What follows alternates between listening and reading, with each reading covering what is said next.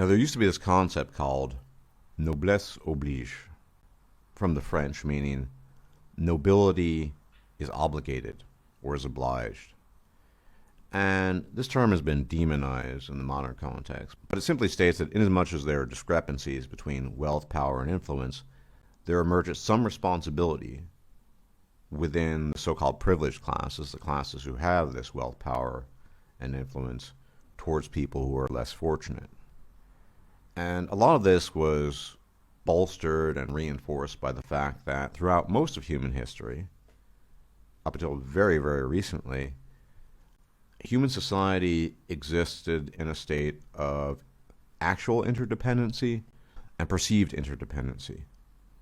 So, for example, if you look at a feudal system, you might have landed lords and serfs, but there's a definite, absolute interdependency there.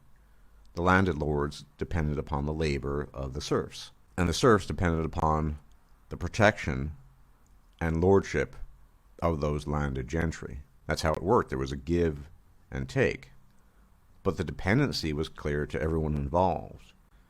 And even as feudalism dissipated, there still existed certain interdependencies, economic, human, social, because people back in the day existed in strangely similar environments. The medical care, for example, available to a king in 1600 wasn't fundamentally different to the complete lack of medical care available to a peasant, in the sense that doctors simply didn't have a clue of what they're doing. They were taking stabs at the dark, etc., etc.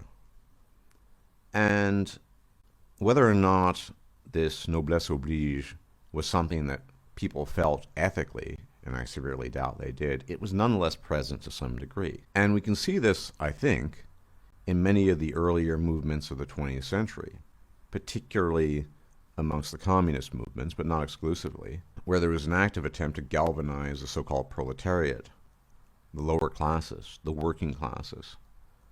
The elites perceived them as being at the very least useful and necessary. Now, if you fast forward from then and all the earlier iterations I mentioned to the current year, as people are inclined to call it, you'll see pretty much none of that. Now, yes, there are still some economic interdependencies, but as much as we're all living like kings, or the equivalent, even the poor, as compared to some bygone age, the discrepancy between those people and the things they have access to, the types of medical care, etc., well, it's frightening in a lot of ways.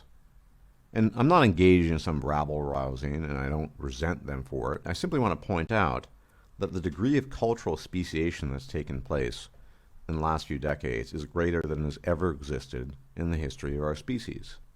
And there's no connection there anymore. There's no noblesse oblige. And I didn't just pull this idea out of my ass.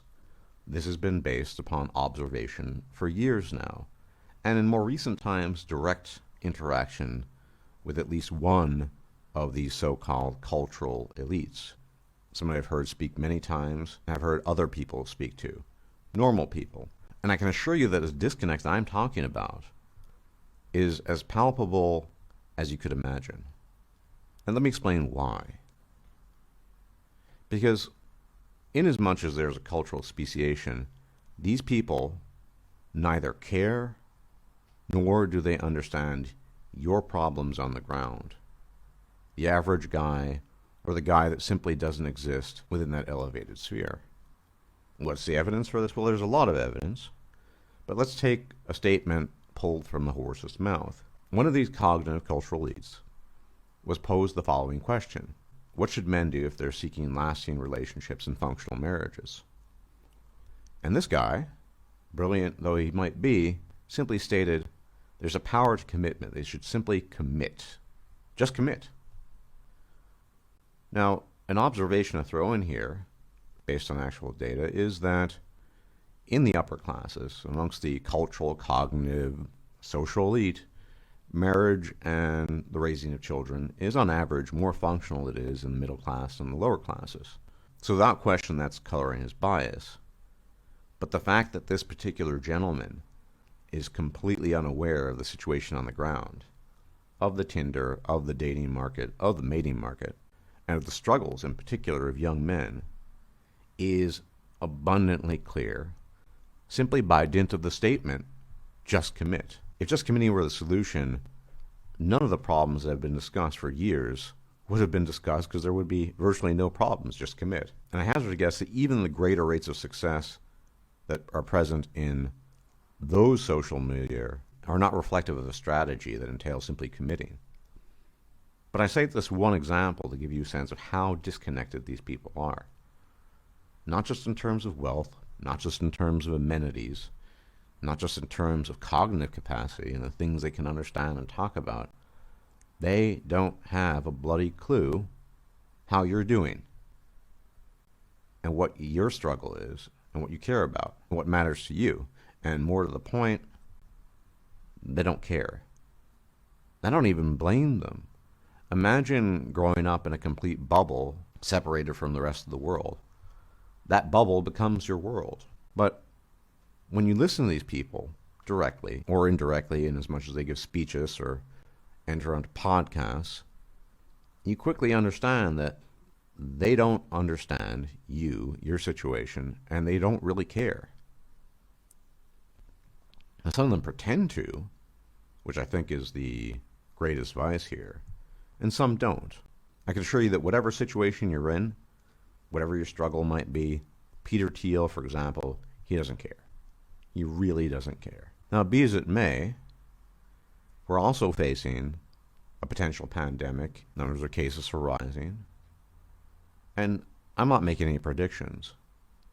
But were this thing to get really, really bad, you as a man are on your own.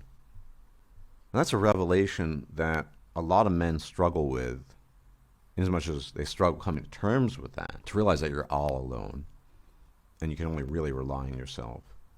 Because rest assured, if there were some catastrophic level of outbreak, that all of our old habits, our evolutionary habits of kowtowing to women and children would kick in for very simple reasons, reproductive reasons. Nonetheless, it would be women and children first. In fact, women would be favored over children. And there's a certain power to recognizing and being aware of that fact. If you're a really young guy, you might not be aware of that. Maybe you think the world and people give a damn about you. But I can assure you it's quite the opposite. Maybe your parents care about you. Yeah. Your blood relations. They're bound by blood. They have a genetic investment in you. Everyone else, no. You're either invisible because you're not relevant and nobody gives a damn about you, or you're visible because you're doing something that's regarded as relevant and they care about what you're doing. Human doing, not a human being. And I think we might be coming to a stage right now with the emergence of a potential pandemic and with the blatantly obvious indifference and lack of concern on the part of the elite classes, that in some sense, you've never been more on your own. Yes, of course, there's going to be some infrastructure that might incorporate you, following the books, sure. But they don't need you, and they don't care about you. And the world at large doesn't need you and doesn't care about you. Now, people don't like to hear that, but there are all kinds of unpleasant truths in life that we don't like to hear. And that one is unfortunately borne out by the data and borne out by the facts. If fecal matter were to truly hit the fan, you would be completely on your own. And again, there's a certain power to that realization, the realization that you are on your own. And nobody else is going to take care of you except you.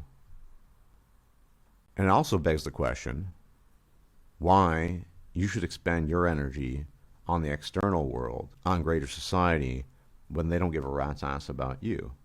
There's a powerful argument there, because to this day we're told about our obligations to the greater world, to everything outside of us. And then no one outside of a few figures within the manosphere says, what about your obligations to yourself? What about doing things that are important to you? What about keeping yourself alive? What about your own path? They'll never tell you that. They'll want you to sacrifice endlessly until you fall apart at the seams and you drop dead. And then they might say, he did a good job. Or if you're still alive, they might slap a medal on you for sacrificing yourself for some goal that's purportedly noble.